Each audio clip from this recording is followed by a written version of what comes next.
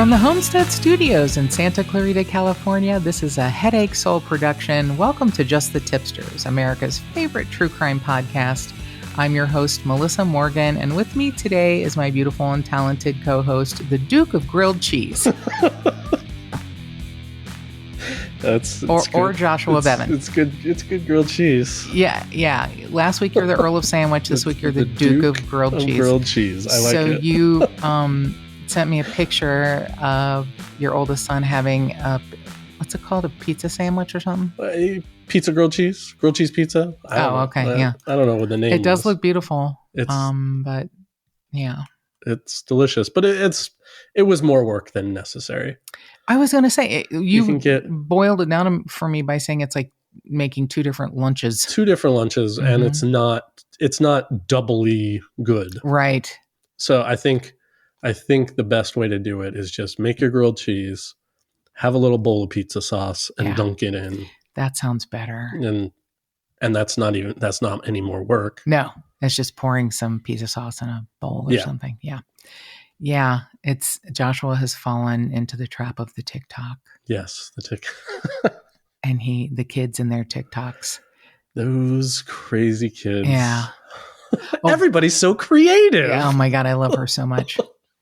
By the way, I had to remove a video because I was accused of doing something in blackface. Oh no, the one that you sent me? Mm-hmm. They called that blackface? Yeah. It was definitely green.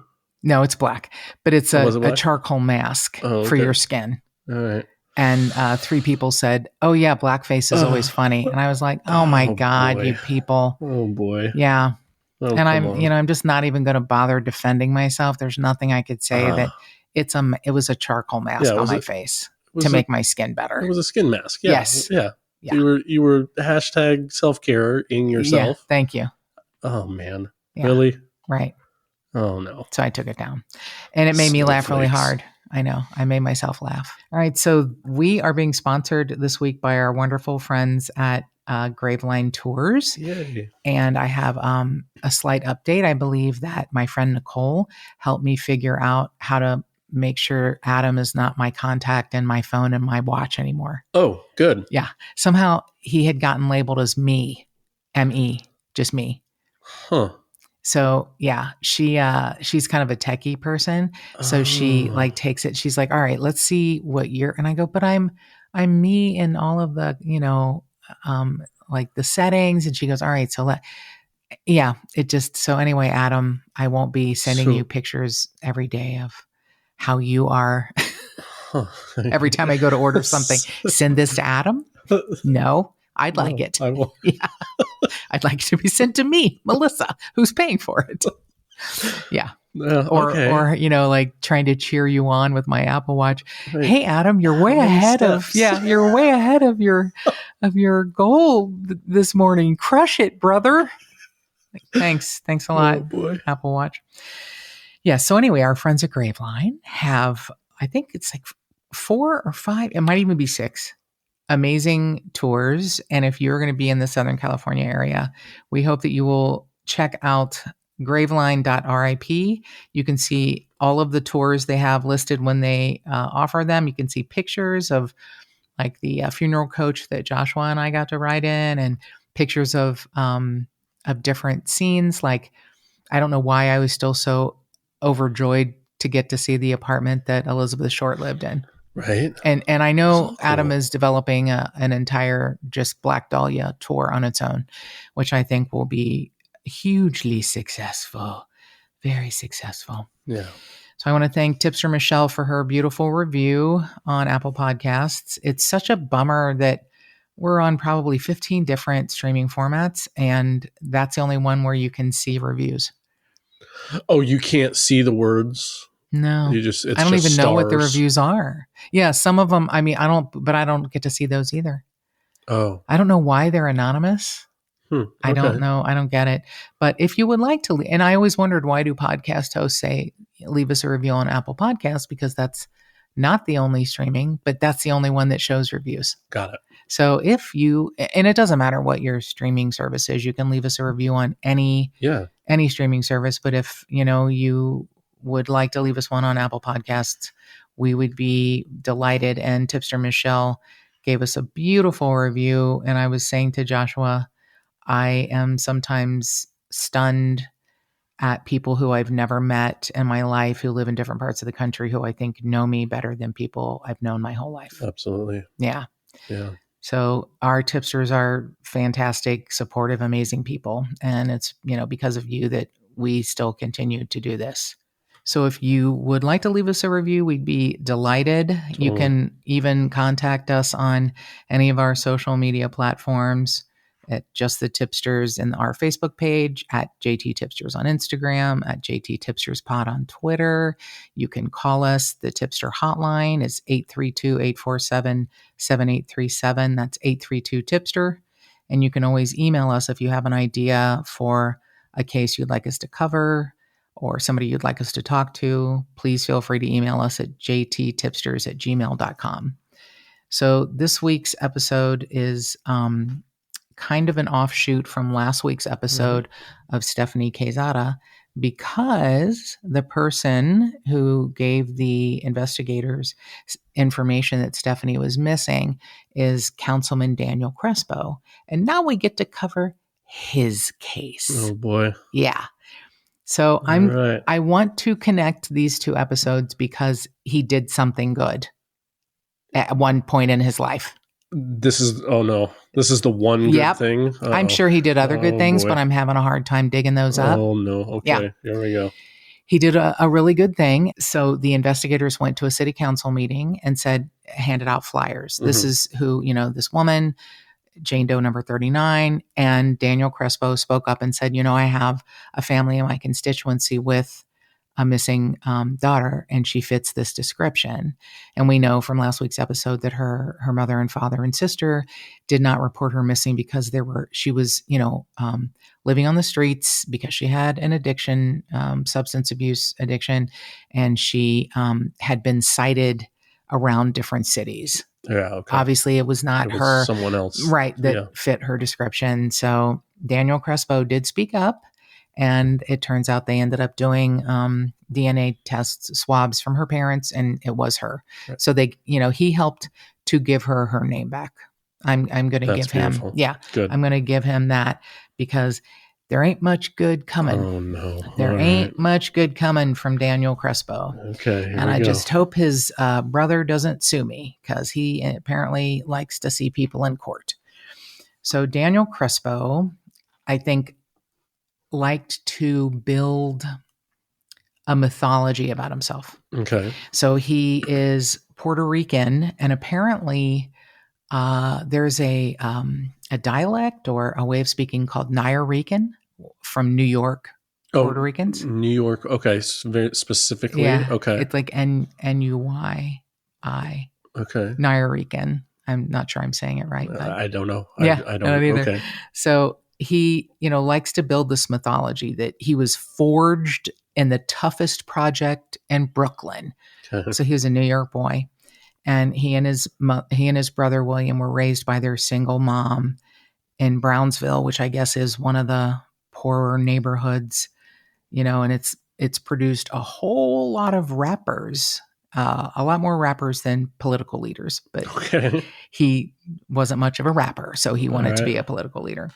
And I do want to say before I say anything else, the two places I found the best information, and there's quite a bit on his life because he was almost a larger than life character, is a site called governing.com, and also the LA Weekly did a phenomenal long form piece.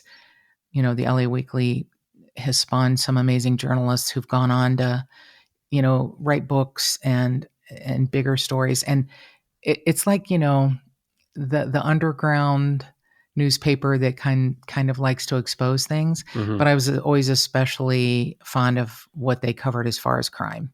Most of this is it's kind of cobbled together from these two sources. But so Daniel and William are these, teen boys in Brooklyn, and there's just 11 months separating them. And William comes home with a nosebleed because he had been hit by a bigger boy. And Daniel goes and finds the boy on a corner and hits him in the head with a can of beans. Oh my gosh. Yeah. Okay. Yeah. I think that's the way he settled a lot of stuff. All right. Yeah.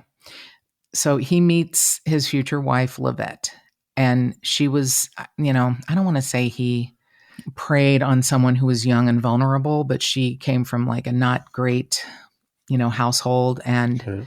she was 15 and I think he was 18. And he would sneak her into his house because his mom wouldn't want that. Sometimes there would be issues at her house and he would bring her through a window to sleep at his place and he would sneak her in after his mom had gone to bed. Okay. So when he's 18 and Livette is still 15, they had given birth to their first daughter, Crystal. Oh, okay. They went to Coney Island and he was on the ride, the Cyclone, Mm-hmm. and he injured his foot. Uh-oh. And he got a $100,000 settlement. Oh. And was like, we're out of here. So Okay. they're teenagers and they move to California and they settle in Bell Gardens, which was a former defense town, and Joshua had mentioned in last week's episode, I don't even know if he knew how important that was going to be, the casino. Mm-hmm. Yeah. That's pretty much, the bicycle casino is basically the entire, thing supporting Bell Gardens. At this point, sure, that makes sense. Yeah. Yeah, because everything kind of exited. Boeing was there for a long time, and all of those defense contracts pieced out. Right. And yeah. Yep.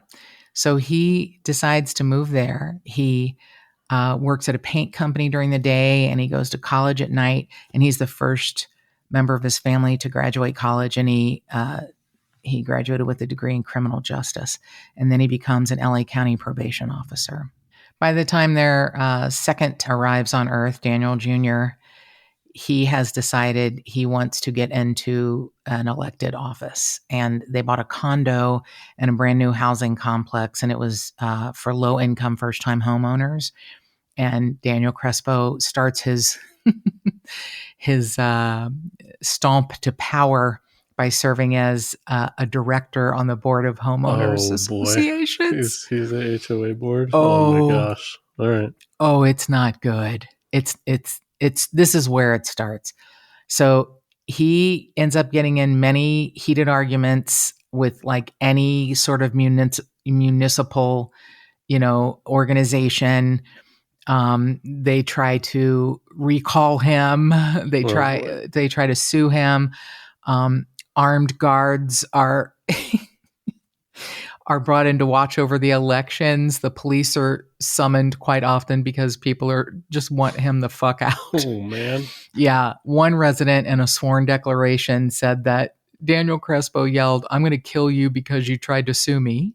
Oh, geez. Another resident filed a police report accusing Crespo of lifting his shirt to reveal a holstered gun during an association meeting and says, "I have permission to use this gun." Oh, man. Yeah. It's hilarious. I mean, I'm sorry. So an LA County Superior Court judge actually sided with the residents, saying that the directors, plural, but basically Daniel, had taken some actions that were misguided, abusive of authority, and made without thoughts or of impacts or consequences. And he ordered the board to return payments made by the residents and also fines. They'd been fined probably for like their grass not being mowed or something. No. And they had to pay for their legal fees, which I'm sorry, but I love that little lesson that he got. Yeah. And it doesn't stop there. Okay. In 1999, he runs for city council and he got 80 votes. So he came in last.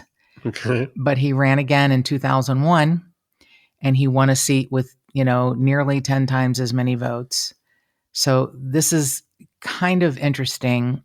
There was a woman named Maria Chacon, and she was on the board or on the council, and she recognized, I think, the male version of her, kind of a climber. All right. So she's like, I'm going to do everything I can to get him elected. All right. So she does this like amazing shell game where she gets herself fired or removed from the city council and talks the council into then like making her the mayor, and she gets 3 times as much money. What? Yeah, it's some sort of she does something that's like she ends up being asked to leave office, but not before she helps Daniel Crespo get onto the council. Okay. Yeah. It's like she was his mentor and she is the snake that he needed, you know? Okay. There are these 2 snakes All right. that recognize, each other's snakiness. Okay. Yeah. So he's on this city council, and he's almost always the odd man out. He butts heads with the other members. He's like a conspiracy theorist. He's like, you guys are always against me. You don't do anything in favor of who we're representing. It's just like he's, kind of a nut job. So after he'd spent about a dozen years on the council, his colleagues finally vote to make him the mayor. He wanted to be the mayor, like that's all he wanted to be, was the mayor. Okay. And he finally got there. The mayor of Bell Gardens. I mean, lofty goals. Yep. Mm-hmm. So he is married, to poor sweet Livette. They have these 2 kids, and he openly dates other women. Oh, geez. Openly dates. Even his brother said, William, who is, I don't know how this suit was settled, if it was, but filed a lawsuit against his wife. And you'll find out why. You probably have already guessed why. Mm. But even his brother said, yeah, he had lots of other, he openly dated them. Wow. Openly dated them. Some of them are, he treats better than others, but still none of them he treats really well. So he'd been in the office of the mayor for just a little over a year when he tried to seduce a 28-year-old city council secretary, Diana Gonzalez. It's almost immediately after she's hired, and she ends up filing this lawsuit. She became the subject of sexual commentary, unwanted sexual advances, invitations, and harassment. Yuck. After 5 months of rejection, Crespo told the city manager, John Ornelas, to fire her, calling her a money-hungry bitch. Jesus. Yeah. In a memo that Ornelas would later write to the city council, he transferred Diana Gonzalez to a low-level post at the Department of Recreation and Community Services. But even that wasn't good enough for Daniel Crespo. He demands that she be fired. She was. And then 2 years later, she sues the city of Bell Gardens, and she won a settlement of $70,000. Wow. Crespo is furious at other council members, and most of all, the city manager, John Ornelas. And he says, I am disgusted with your repeated dirty tactics in this memo in 2003. You've created a hostile environment for me at City Hall, and I plan to take the necessary actions to put an end to your mismanagement and abuse. Jennifer Rodriguez, a mayor, responds to him with her own memo. Mr. Crespo, you're the one initiating a hostile environment at City Hall for yourself. Yeah. Yeah. Sounds like it. Uh-huh. In 2004, Daniel Crespo found out that he wasn't going to be asked to speak at a carnival to mark Cesar Chavez's birthday.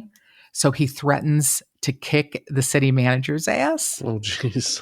He tells John Ornelas in a written memo, you fuck with Crespo, you fuck yourself.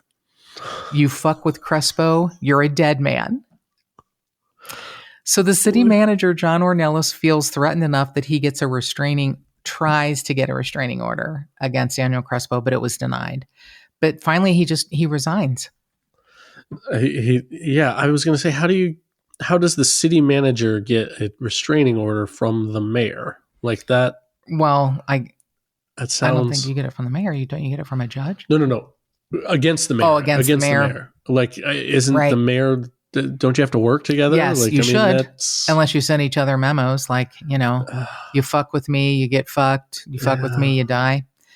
So John Ornelas finally Yeah. resigns. He's And got a piece of, and he says, I've never experienced in my career a man with such vengeance, hate, volatility, and violent behavior. So okay. that's his work life. Yeah. Can you imagine what his home life is? Oh my God. Yeah. Right. So Livette is long suffering, and I'm not blaming or shaming her.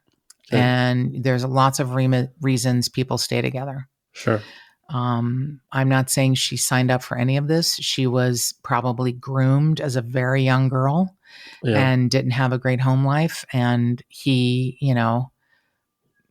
found, I don't want to say a victim, but I don't know what else to call her. He found someone that he could try to reassure that he would be there for them. Mm-hmm. And they, he does everything that an abuser does. He isolates her from everyone else.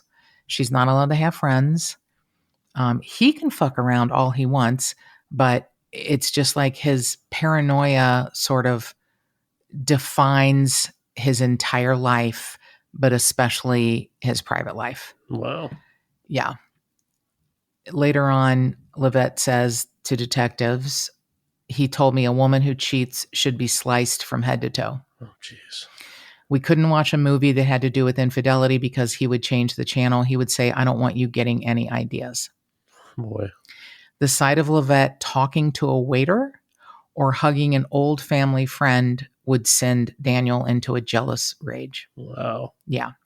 He became so controlling that he would forbid her to leave the house without calling him, telling him when she was leaving, where she was going, and when she was coming back. Oh, my God. Livette said, I don't have any friends. I'm not allowed to go out unless it's with him. And for some reason, and Livette's a beautiful woman, he didn't bring her to a whole lot of, political events most politicians do to give the impression of being a family man. Yeah. And he really didn't. And some people thought he was embarrassed by her, which is so weird. It said that she was shy and yet she cursed a lot. I'm like, how are you shy and you curse a lot? I don't get that. So everybody at City Hall knew that Daniel Crespo slept around, and he, definitely had like one night stands, socialized, which is a nice way to put it, with a lot of different women. Socialized. Yeah. I like it. And then Patty Olivas comes along. She's 35 and she meets Daniel Crespo at a car wash fundraiser in 2012. Each of them are married with 2 kids. Each of them, they have this in common. They start seeing each other in September of 2012. And by March of 2013, she's pregnant. Oh, boy. They were going to raise the baby together, but it was an ectopic pregnancy. And she tells this while she's speaking in front of the grand jury. She also declined to comment for this story in LA Weekly. So, but this is, I can't even believe this. Not only did he just shove all of his shit in his wife's face, he had made sure there was photographic evidence. Oh, boy. So in May of, 2013, they're at the Stratosphere Hotel in Las Vegas, and they have a commitment ceremony. He full on, a commitment ceremony.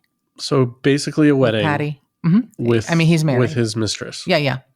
Wow. She wore a white dress and he wore a tuxedo. They exchanged rings and vows that they would someday be together. Oh my gosh. Okay. Yeah. And the only thing that he wanted to be was mayor. And then, he becomes a little less of a paranoid bomb thrower. So the council appoints him mayor. Finally, Daniel Crespo becomes mayor in July of 2013. And he thought he had everything he ever wanted. But his private life is not going well. His affair with Patty Olivas was a pretty big, dramatic one. They made a sex tape, which he later threatened her with. They fought constantly. He hit her. To make him jealous, Olivas slept with other Bell Garden city officials. Oh my gosh. I know. Even in this, weird betrayal, Daniel appeared to invest more energy in his relationship with Olivas than his wife. Wow. She tried to kill herself by taking 30 Ativans. Crespo agreed to couples counseling. Couples counseling with someone else's wife. Yeah. Oh my gosh. He refused to go with his wife, Livette, but agreed to couples counseling with Patty. Uh-huh. Yeah. He helped her with her kids. He took them on, little excursions. They went to Knott's Berry Oh Farm. boy. Mm-hmm. No. Yeah. So he runs for re-election, and it's Patty Olivas who walks with him, going to different precincts and door knocking to get people to vote. Wow. Yeah.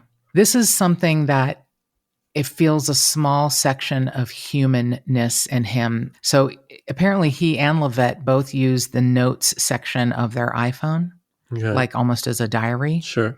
Some of these things are used in court on both sides. Daniel wrote in November of 2013 in his iPhone diary, "What angers me is that I have a good woman in my house, and what Patty and I have is not love."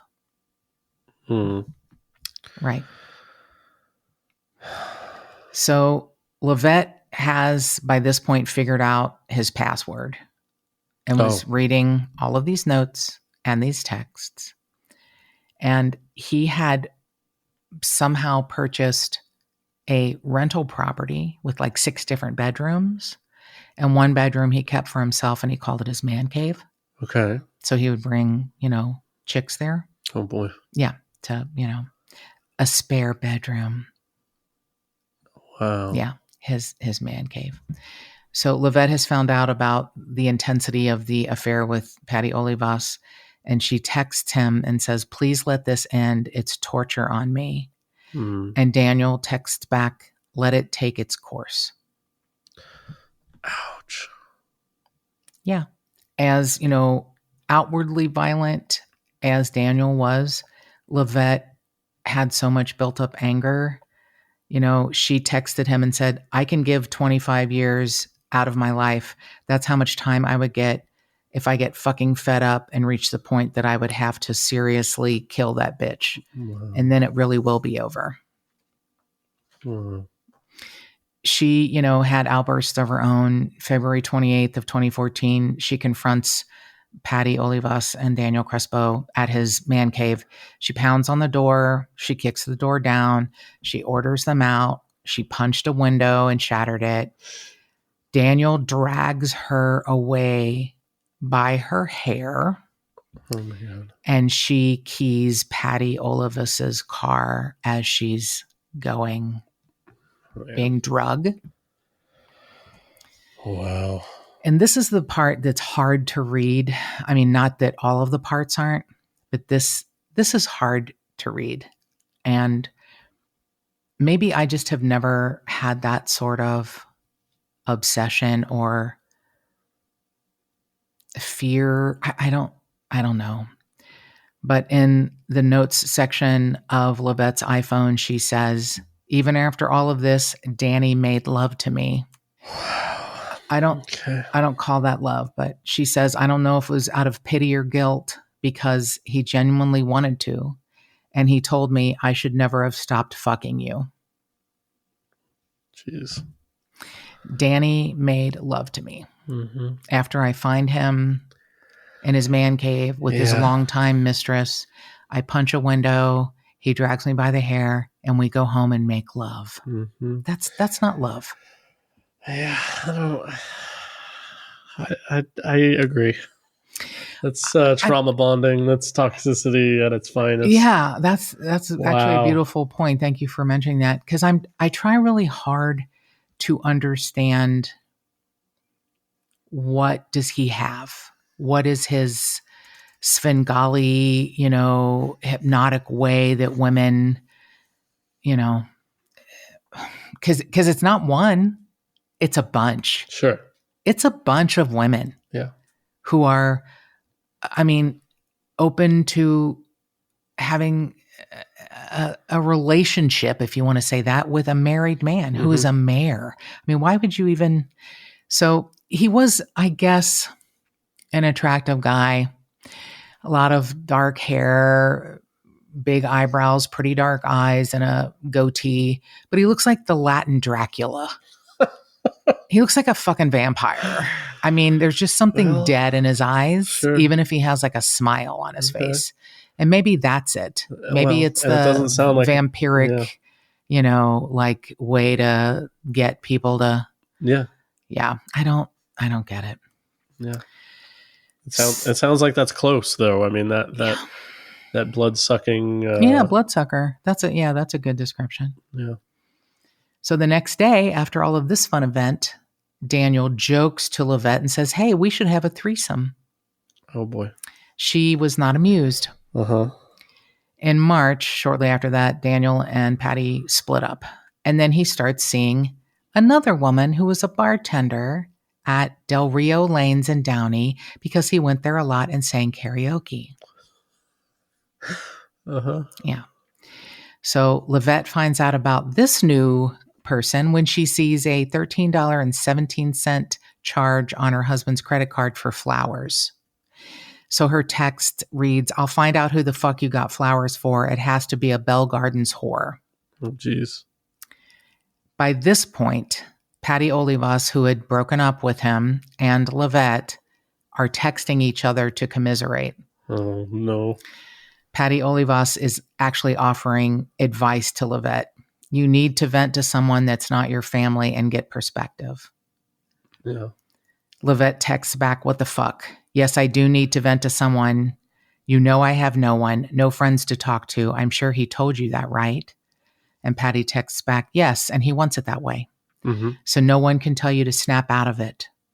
And her next text says, "I'm not saying to leave him. I'm just saying to wake up." Sure. Yeah. Yeah. I mean, here's a little bit of her mindset. She's, is this doting housewife, and she's actually also like a support for him with office work. And she said, "I might kick and scream and cry, but the next morning I wake up and get him his cup of coffee and I get him his breakfast and I iron his clothes." Yeah, wow.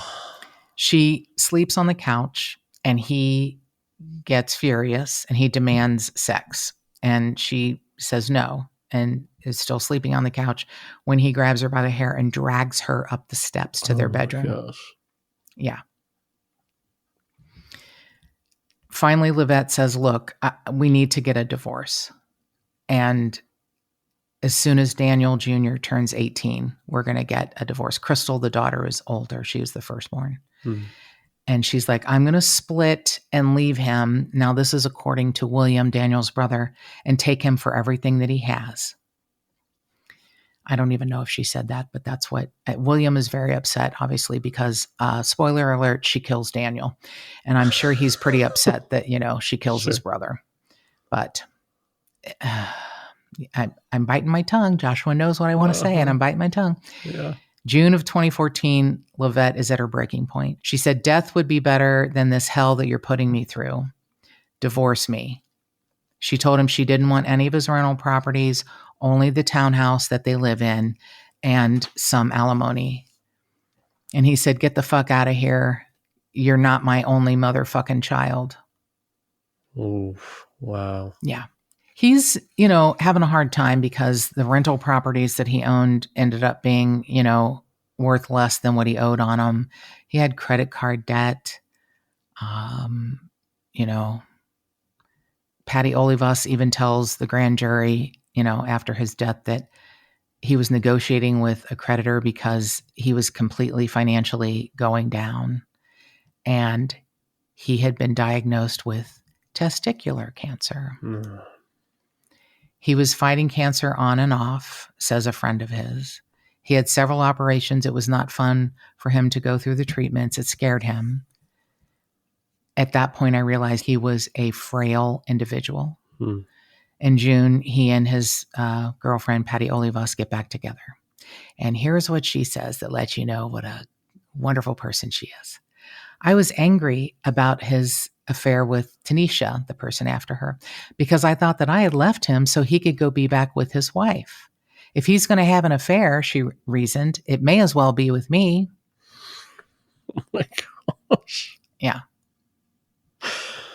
This is the same person that said, wake up. Mm-hmm. Uh-huh. Yeah. Okay. Yeah. So Monday, September 29th, Daniel Crespo took a day off and went to Catalina Island for Patty Olivis's birthday. They went parasailing, had lunch by the dock, and shared an ice cream cone. All of this is photographed. Oh, boy. That night, his wife, Livette, notices he has a sunburn. And she goes, I know you think I'm stupid, but somebody who was supposed to be at work all day wouldn't look like that. Right. The next day, Daniel Crespo shoots a video with a coworker saying, I was outside because I was lugging a printer that needed a toner cartridge around outside. Mm-hmm. He sends a video to Livette talking to a coworker. And in the recording, the coworker says, what do you mean she doesn't believe you? What kind of relationship do you have with your wife? And Livette says, to answer that motherfucker's question, the relationship I have with my wife is that I'm continuously every day cheating on her. Mm-hmm. He texts back, fuck you, rotten hell, you motherfucking piece of shit. Jesus. Oh, boy. She said, I just responded to the audio you sent me. And he says, with the rage I have, woman, you shouldn't be pushing my buttons. So he doesn't respond to her after that. Patty Olivas tries to calm Daniel Crespo down and says, it's crazy that the people that we've helped so much in their lifetime are the ones that try to rip us to shreds. Oh, wow. Oh, wow. On September 30th, he texts her and says, we will get through this. I promise you. And not long after that, he has 3 holes in his chest. Yeah. Yeah. So Livette texts her son, Daniel Jr., and says, come home. He's at school. She is hoping that he would be able to calm him down, Daniel down. He busts through the door at like 2:30 and, is like, don't test me. I mean, he literally busts the door down. Oh, boy. They get into a big fight, and Daniel Jr. tries to intervene. Okay. The teenage-ish? Mm-hmm. Okay, gotcha. And he is admittedly on the stand. He says about himself, I am the meekest, most frail member of my family. He's a small kid. Oh. And Daniel is charging him and saying, don't test me, son. Don't test me, son. Yes. At one point at the top of the steps, Daniel Sr. punches Daniel Jr. and the punch lands right above his eye, knocks him down the stairs. He grabs onto the railing to save himself, and the railing breaks. Jeez. He ends up on the floor in the living room on the first floor. Oh. Wow. Daniel Sr. turns around to charge him and says, don't fuck with me, son. Don't fuck with me, son. Daniel Jr. looks up at the landing, and Livette is there with a 9mm. Oh, jeez. Okay. And she shoots him 3 times in the chest. Wow. He falls to the floor and says, Daniel, call 911. Daniel calls 911, and they play it in court. And he says, it wasn't my mom's fault. She was defending herself. Mm-hmm. So the first responder recognized that it's the mayor, and he's still breathing. And he says, what happened? And even as he's dying, Daniel Crespo says, I'm not going to tell you fucking anything. I can't move my fucking legs. Shit. They take him to the hospital, and he dies on the operating table. When they come and tell Livette that he's dead, she screams, no, he's not. No, he's not. I just wanted him to stop. Oh, boy. Yeah. So District Attorney Jackie Lacey at the time, she was in the not fun position of charging a battered wife with murder. Wow. She convened a grand jury and asked whether Livette Crespo should be charged with homicide or manslaughter. Mm-hmm. Every juror chose voluntary manslaughter, deciding that she acted out of fear for her and her son's life. Okay. But that her fear was exaggerated. She ends up getting 90 days and 5 years of probation.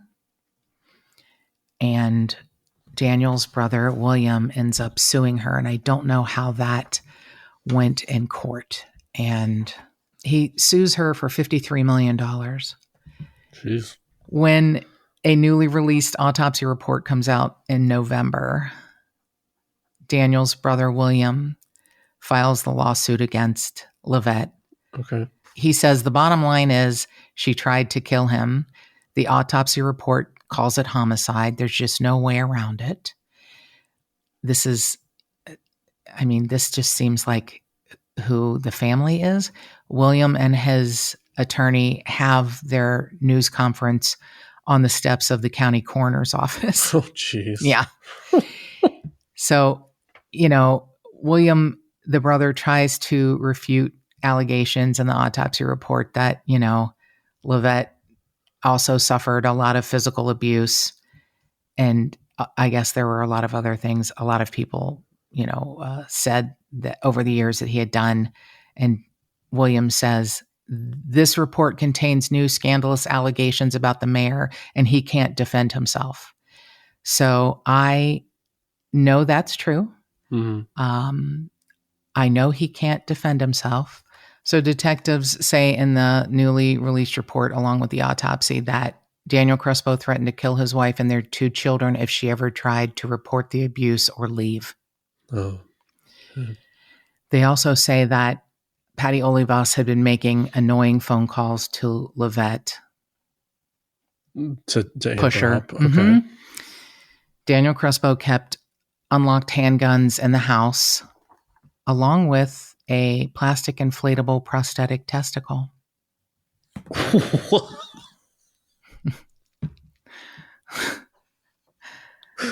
I don't know if he'd had one removed because of the testicular cancer. Okay. But maybe he wanted a third one. Side of himself, just hanging around? Maybe he got himself a new model and he's going to install it later? Yeah. Okay. Yeah. Up on up on the racks. Right. Go down to Jiffy Lube. Can you put this in? Oh, boy. Yes, I am laughing at the dead. So the last part of the report says he was involved in a dispute with his wife regarding his infidelity, and she shot him. Yeah, she sure did. Okay. Even the prosecutor said, this is a really tough case. This is a really tough case. William Crespo said, you know what? Killing your husband is wrong. There's a lot of other ways she could have called 911. You can't get away with murder. So at Daniel Crespo's funeral, I'm sorry, did you want to say something? No, I mean, it sounds like she didn't get away with murder. She got charged. She served 90 days plus, not a lot. Plus her 5 years of, probation. It sounds like she got what was coming to her. Other people may have different ideas. I don't know. Oh, yeah. Okay. Right. So friends of Daniel were shocked to see that Livette was at his funeral. She sat 10 feet from the casket, and she was very stoic until the very end of the service, when a video was played of Daniel Crespo singing at a recent Miss Bell Gardens pageant. And that's when she broke down in tears. She picked out his headstone, and it reads, Daniel Crespo, beloved husband and father, your songs will play forever in our hearts. And she purchased the cemetery plot next to him for herself. Wow. Okay. I don't even know what to say about this. This is definitely not something we haven't heard before. Mm-hmm. Lots of people, continue to support, live with, defend their abusers. Sure, because it's not that simple. It's not. It's not very just, layered. Yeah. It's very layered. You're absolutely right. I mean, and they have this, very long history where it's like, well, we were married for 25 years, but then they kind of change it to 28 years. Maybe, I don't know if they were allowed to get married when she was 15. Oh, because she was only 15 when they have their first baby. Yeah. A month before she turned 16, they have Crystal. Yeah. So they might not, I don't know what the law is in New York, but I don't either. They might not have been able to until she turned 18. Yeah, that makes sense. 3 more years. Yeah. Sure. So maybe they were only officially married 25 years, but together 28 years. Sure. that's, more than half her life. Mm-hmm. Um, I am again not blaming her or shaming her. And in some respects, his brother William is correct. There are other options. But Sure. I guess maybe when you feel like you're cornered, like he is going to kill me and the kids if I report what he's done to me or leave him. Maybe, you get to the point. There are absolutely other options always. Other than shooting Murder. somebody, sure, yeah, Yeah. absolutely. I'm nobody's healthy in this scenario. Right. That's Yeah. right. Thank you. That's actually a good point. I am not trying to defend him or her. Yeah, I can't defend either one. Was a whole toxic cesspool of yeah. I understand why she did what she did, and I'm sorry she did what she did, but yet I understand why she did what she did. And it sounds like she's very sorry too. I mean, the next day, or even saying, "Oh, it's." Yeah, and she got charged with voluntary manslaughter. I think that sounds appropriate to me. I think you're right too. The grand jury said she was acting out of fear, but her fear was exaggerated. Yeah, okay. You're right. That's actually a very good ruling. You're right. It sounds. And I'm the only way I can even get through this without a worse taste in my mouth after all of the details is to go back to the city council meeting where he told the detectives, there's a family in my constituency with a daughter that's missing, and she fits that description. Sure. I'm sure he did other good things. It sounds like most of the good things he did were somehow also going to benefit him or his political career. But he didn't have to do that. He didn't have to remember that Stephanie Quezada's family, was missing her. He kept that in the file of his brain. Right. And when detectives come to the city council meeting and say, does anyone know who this girl might be? And if you remember, the sketches did not look did not look like Stephanie, were not great representations of what she looked like at all. No one ever recognized her from the sketches. They had two different forensic sketches done. But Daniel remembered these parents who have, a missing daughter. And she fits that description, and he's the one that helped give her name back. Yeah. That's the only thing I got. That's all I got. That's all I got. I'm sorry. I understand, certain people have an idea that, I don't know that I could get my head around an open marriage, and I'm sure that's not what Livette wanted. And, he wanted to have a wife and a family, but then openly had more than a single digits, more like double digits of, women openly dating. I think throwing it in your wife's face, you have a commitment ceremony in Vegas. Yeah, no, none of this is this was not a healthy polyamorous something. No. Right. No, this was toxic and unhealthy with everybody involved, with his girlfriends, between the two of them. I mean, it was when the one girlfriend is like, well, look, if he's going to have an affair, it better be with me. She breaks up with him, and if he doesn't go exactly back to his wife, then so it's the same toxic, trauma bonded junk. Junk, that's a good word. Yeah. So I just have to remember he did some good things, even if it was just one. I'm sure he did more than one, but that's the one thing I'm going to always remember and say, thank you, Mayor Crespo, for that. And that's about it. And then I'm done. That's it. Sorry. Thank you, Mayor Crespo, for helping give Stephanie Quezada her name back. Okay. And then I'm out. All right. That's fair. What do you think, Tip-Sters? Am I a monster?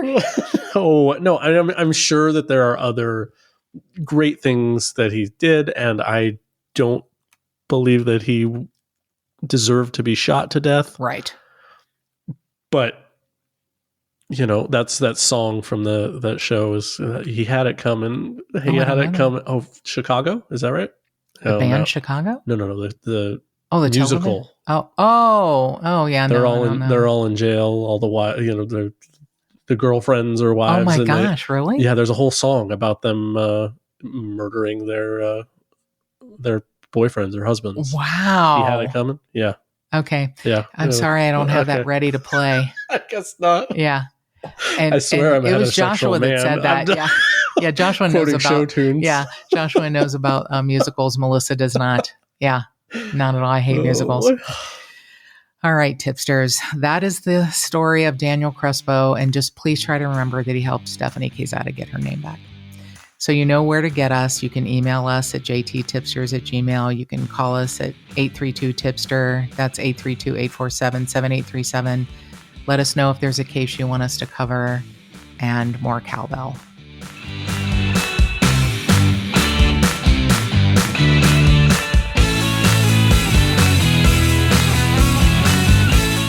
If you would like to support this podcast and get early access and other cool murderous swag, go to patreon.com/justthetipsters.